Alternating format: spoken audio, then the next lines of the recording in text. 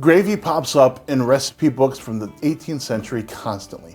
It can be puzzling. It can make you feel like you don't know which direction to go because they don't give a very clear direction of what gravy is. You see it used very precisely as in this is how you make a particular gravy, and then you see the term good gravy all the time. And the good gravy never really reveals itself. You don't really know what's going on here. This video is a deep dive into figuring out what is good gravy. So for me, the first thing that I like to do when I'm trying to understand something that I don't is what can I get close to in my personal life? So I know the term gravy now in the 21st century. I know gravy that I grew up with in the Midwest and in the southern states. And that changed regionally a little bit. So when I was a kid and I was living up in the Midwest, gravy was made from a packet a lot of times, or else it was made from a broth, and it was made from, the meat that you had cooked, and it goes on top of mashed potatoes. And that was what gravy was. And then I got a little bit older and I found out what sausage gravy was. And sausage gravy was something different, but it's a white gravy and it's made with cream or milk and flour and sausage. And you make this thing that you put on top of biscuits, which is more of a southern idea. Down in Kentucky, I learned what red-eye gravy was, and that's made from country ham, and you kind of deglaze the pan and you make gravy out of that. So for me, that's what gravy means. Now, if I start looking into other cultures, gravy can mean all sorts of things. If I'm Italian, it can be the red sauce that I'm using for pasta. If I'm Indian or from different parts of Asia, it could be a curry sauce. And there are Mediterranean gravies, there are gravies all over the place. And so what does this term mean now? Well, now it seems to mean a thick sauce.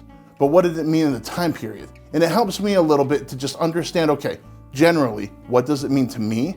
Now, what do I need to change about my understanding to get to where I need to be for the 18th century?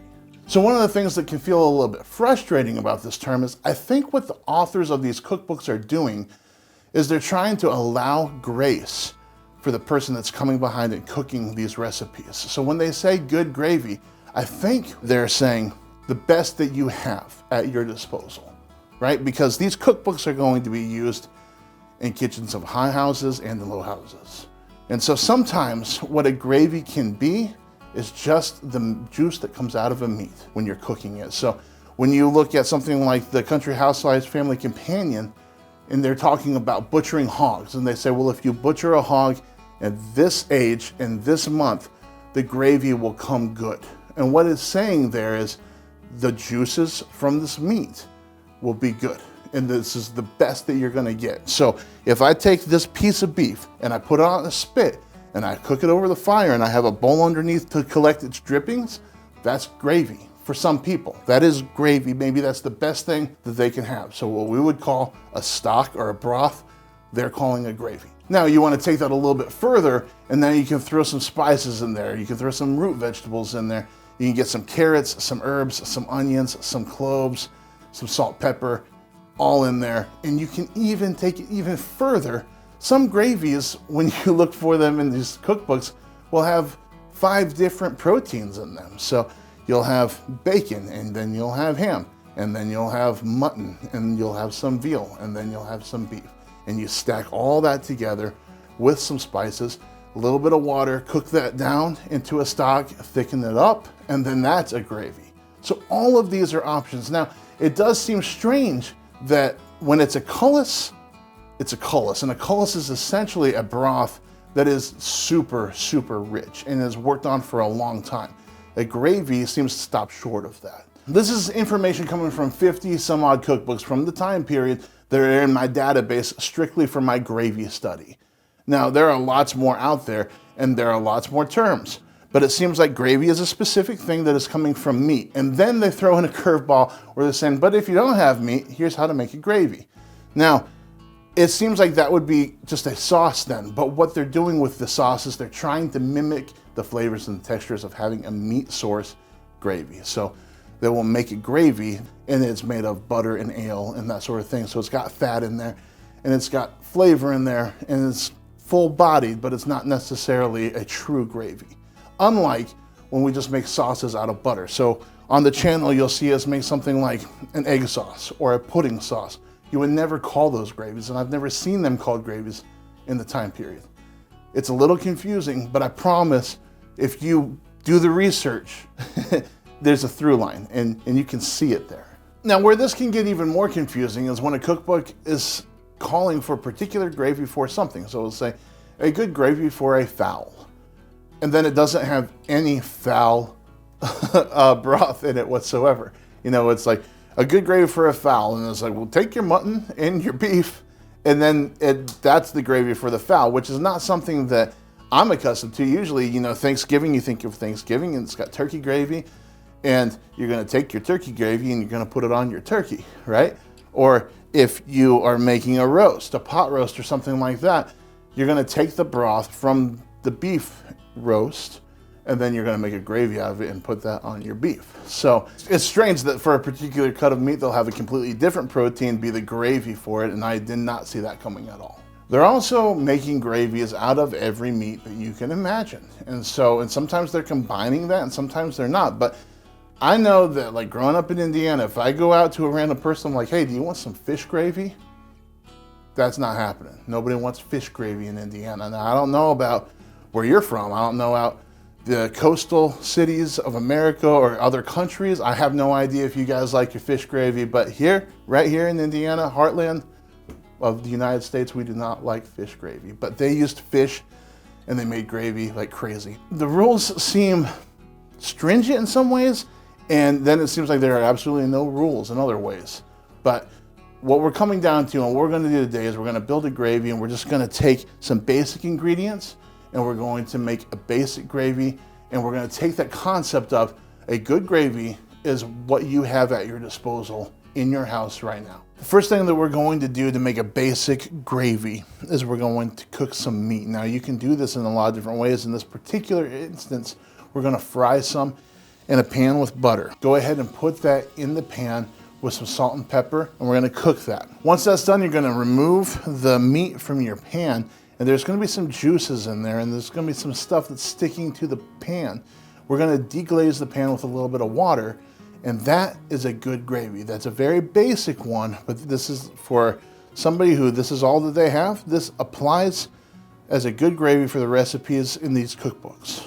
Okay, so right now we have a basic good gravy. Now, this is not very fancy at all. It's just deglazing the pan from the drippings that we created when we made our beef. Now, if you do this, you can cook it in different ways. If you put this beef, like a whole roast, into a Dutch oven, the broth that it made would be a good gravy. And if you collected, if say maybe we put this on the hearth and we had a spitted piece of meat and it dripped into here, that's a good gravy too. What we would call nowadays, we would call that a stock, or we'd call that broth. It applies as a good gravy in these circumstances, but to make this even better, we can do a couple of things to level it up. Now, one of the things that they would do is they would make gravy for keeping. And in that circumstance, what they're talking about is anytime they cook meat, they're gonna keep some of that broth. They're going to use it all. They might use it for the current dish, and then they're going to keep some of that back. So I've got some beef broth right here from a previous beef that I cooked, and now we're going to add that to this. And we're going to go ahead and get a little bit of flour and butter in here and thicken it up, and we're going to make the next level up of what a good gravy is. Just like the last iteration of this was a good gravy, this is a good gravy. This is more like what we know today, at least in my culture, as a gravy. So it's kind of thick, and this looks like the gravy that you might make out of a packet from the grocery store, a beef or a mushroom gravy. But really, this is just developed from taking that broth, adding a little bit of flour and butter, and here we go. It melted. You just keep stirring it the whole time. Now, we're going to take this and we're going to make it even more special. For a higher table, somebody with more ingredients, we're going to add some vegetables, some spices, and some herbs. We're gonna see what we can do to just bring this up even more. We'll even put a little bit of mushroom ketchup in there. I think the main goal that I'm going after here is to take out the question of, am I qualified to cook this food because I don't understand this term? Now, we have a lot of trouble because we have people in the comment section, and they'll come up to us at historical events, or they'll send us emails, and they say, well, I want to cook this, but I don't want to do it wrong.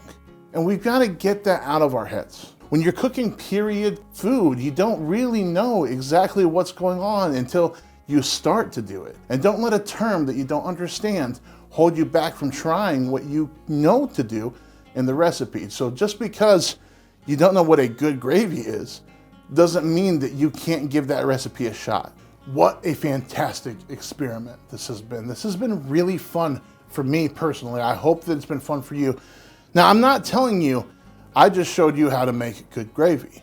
I'm telling you I showed you various ways on how to make a good gravy, because there are verbatim recipes on how to make particular gravies, and you can follow those. Or you can just use some drippings. But what I am trying to give you is a little bit of freedom so that when you want to cook from a historic cookbook, this isn't a stopgap for you. I want this to be something that is not intimidating. You can move right past it onto some really great food and learning some really interesting things by cooking.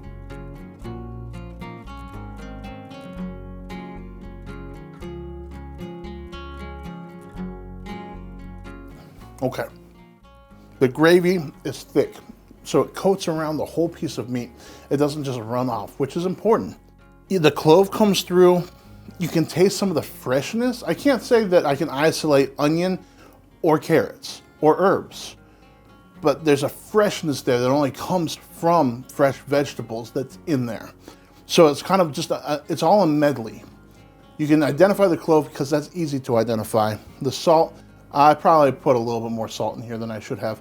The pepper just helps carry it through. This is a really fantastic gravy. This will suit for anything that you want to do as far as cooking a period recipe. A little bit less than this will be just fine. You don't have to go over the top, but you can. You can experience all those crazy flavors from the 18th century. Sometimes they're adding wild things, and it's just like, I don't need all of that personally, but it's fun to try it every once in a while. I think that you'll really like this. I really hope that at home you'll try this. Get the kids in the kitchen, give it a shot, make it a family thing. It'll be fun.